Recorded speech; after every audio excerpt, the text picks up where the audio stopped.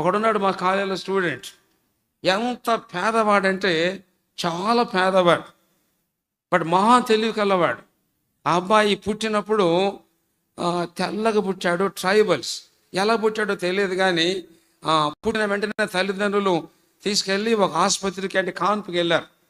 కాన్పుకి వెళ్ళి అడ్మిట్ అయ్యారు. సరే కాన్పు అయింది, మగపిల్లవాడు పుట్టాడు. ఆ పేరు ఏదో పేరు చెప్పారు, అడ్రస్ తప్పు చెప్పి అడ్మిట్ అయ్యారు. ఆమె కుమారుని ప్రసవించింది. 3వ రోజున ఆ బిడ్డను వదిలిపెట్టి ఇద్దరు తల్లిదండ్రులు పారారైపోయారు. అంటున్నారా? పుట్టిన 3వ రోజునే వాడిని వదిలిపెట్టి పారారైపోయారు.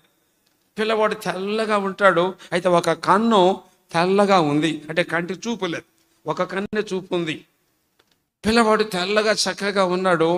ఏదో పేరు చెప్పారు, ట్రైబల్స్, ఎస్టీ కింద పేరు చెప్పారు, నిజంగా ట్రైబల్ ఫీలర్స్. సో వాళ్ళు వెళ్ళిపోయారు. అక్కడున్న నర్సులందరూ ఏం చేశారంటే, పిల్లవాడు చక్కగా ఉన్నాడు అని అదొక పెద్ద ప్రైవేట్ నర్సింగ్ హోమ్. ఆ నర్సులే నీళ్లు పోసి పాలిచ్చి అన్నం పెట్టి వాళ్ళ బిడ్డగా వాడిని పెంచుకున్నారు అందరు.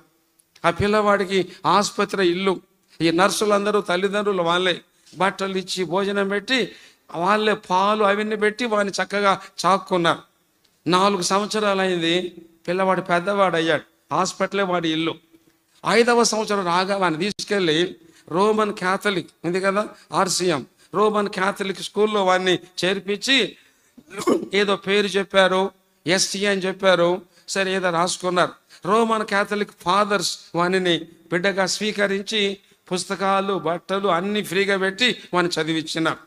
ఒక కన్ను లేదు, తల్లిదండ్రులు లేరు, స్నేహితులు బంధువులు అంతా ఇంకా వాళ్ళే. వాడు ఇంటర్మీడియట్ 10th క్లాసులో జిల్లాలో టాప్ నెంబర్ 1 వచ్చాడు. 10th క్లాస్ జిల్లాలో టాపర్. మీకు తల్లిదండ్రులు ఉన్నారు, అన్ని వసతులు ఉన్నాయి, మీ మార్కులేమో నాకు తెలియదు. మరి ఆ అబ్బాయి 10th క్లాస్ జిల్లా టాపర్. ఇంటర్మీడియట్ ఎంపీసీ గ్రూప్ తీసుకున్నాడు. ఎంసెట్లో వాడికి 1000 లోపల ర్యాంక్ వచ్చింది. 1000 లోపల ర్యాంక్. ఎంసెట్లో 1000 లోపల ర్యాంక్. కొంత ర్యాంకులు వస్తాయి 2,30,000, 1,70,000.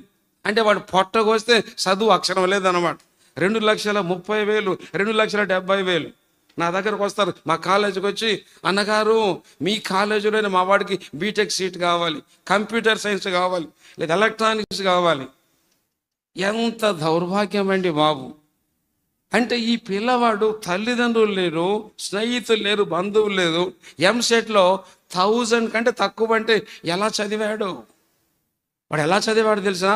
హాస్టల్లో ఉంటే పిల్లలందరికీ పుస్తకాలు ఉంటాయి కదా హాస్టల్లో, అందరూ పుస్తకాలు చదువుకుంటారు, 10:30కు నిద్రపోతారు. ఈ పిల్లవాడు పుస్తకాలు ఏదో అన్ని పుస్తకాలు ఉండవు. వీళ్ళందరూ నిద్రపోయిన తర్వాత వీడు వెళ్ళి వాళ్ళ పుస్తకాలు తీసుకొని చదివి పండుకుంటాడు. అందరు వింటున్నారా బాయ్స్ అండ్ గర్ల్స్? అందరూ చదివి పడుకున్న తర్వాత వాళ్ళ పక్కన పుస్తకాలు ఉంటాయి, వాళ్ళని అడిగేసి వాళ్ళు నిద్రపోతున్న టైంలో వాళ్ళ బుక్స్ తీసుకొని చదివి ఎంసెట్ స్టేట్ మొత్తం మీద ఎంత చెప్పండి ర్యాంకు? 1000 below rank.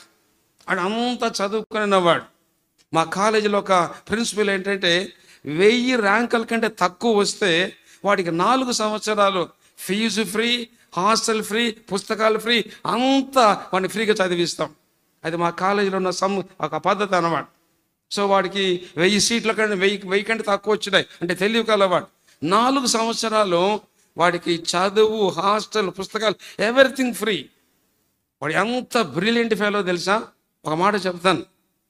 మా ఇంటిలో ప్రతి శుక్రవారం స్టూడెంట్స్కు మీటింగ్ పెడతాను నేను, ఇంజనీరింగ్ కాలేజ్ పిల్లలు.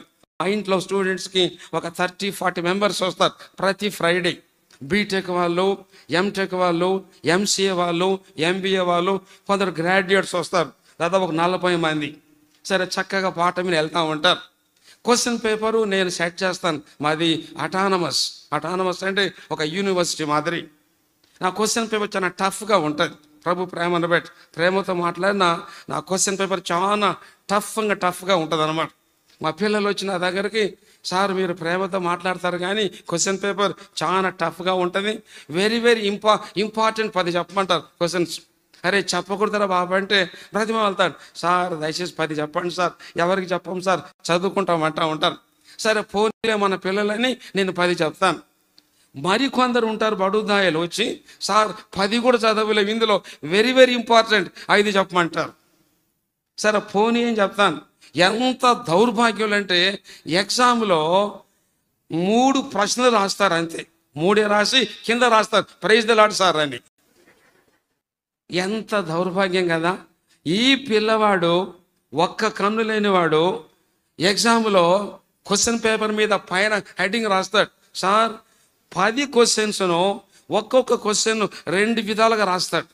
10 క్వశ్చన్స్ను ఒక్కొక్క 2 విధాలుగా సాల్వ్ చేసి పైన హెడ్డింగ్ రాస్తాడు, teacher you can correct any 5, నీ ఇష్టం వచ్చిన 5 దిద్దుకోమంటాడు. అదేంటి తెలివి అంటే.